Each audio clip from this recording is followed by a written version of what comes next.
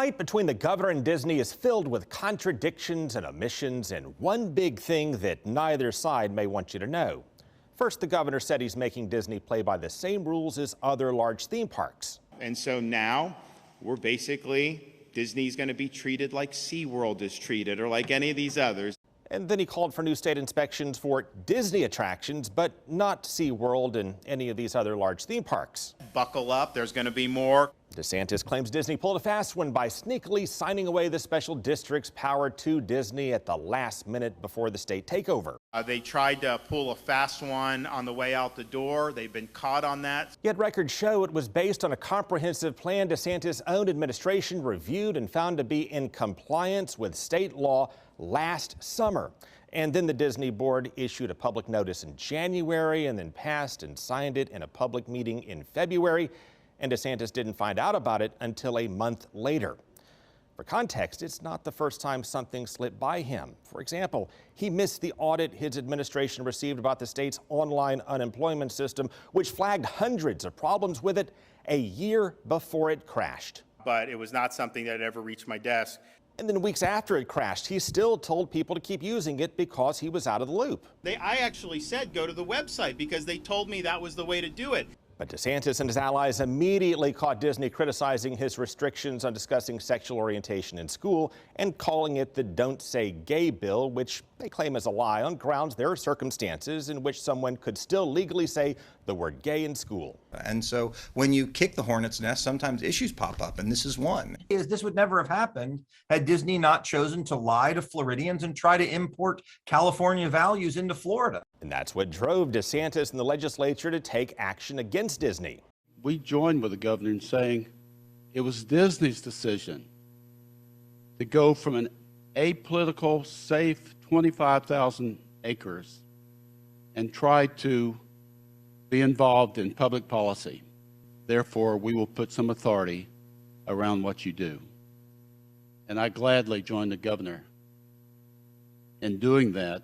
And it's what drove Disney to claim retaliation and punishment for expressing its beliefs, and for the governor to describe those beliefs on his terms, which also need context. But understand, if you are out protesting this bill, you are by definition putting yourself in favor of injecting sexual instruction to 5-, 6-, and 7-year-old kids. Yeah, the governor repeatedly claimed the bill he signed was about restricting sexual instruction for young kids only. And so you actually look at the bill, and it says no sexual instruction in grades pre-K through 3. But that's not what it states. It specifically bans discussion or instruction of sexual orientation and gender identity, not sexuality. In fact, former Republican Senator Jeff Brandes tried to amend it from sexual orientation to human sexuality so the bill wouldn't treat people differently, but that failed, and this moment may help explain why. So basically what I heard you say, just to confirm, that there seems to be a big uptick in the number of children who are coming out as gay or experimenting, and therefore we need to not discuss it in the younger grades. Is that correct? Yeah, that's part of our concern for the well-being of our children. And it says no sexual instruction in grades pre-K through 3.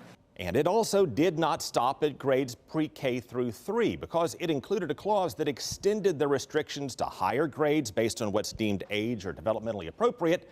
And with that clause, the state just extended the restrictions to the 12th grade.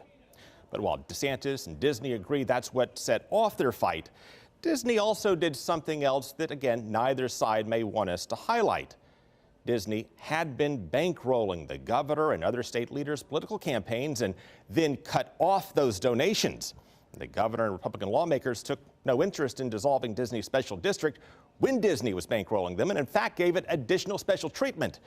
And then after Disney cut off its flow of money while its competition Universal kept it flowing, guess what happened next? These inspections will be required for amusement parks within special districts.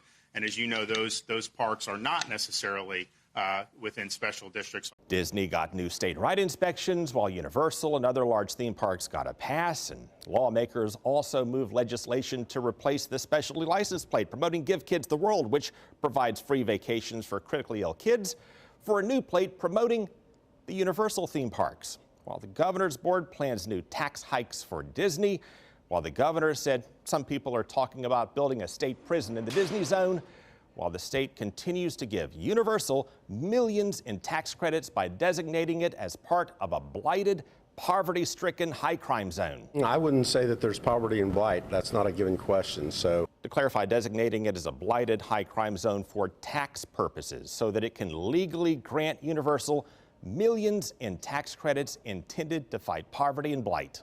I walked around at nighttime, not a problem. I feel safe with the kids. Here, I don't know, I feel safe. Only in Florida can people travel to a high crime zone to feel safe. It's a really nice area here. It's not a high crime zone. Blighted high crime zone? No, of course not.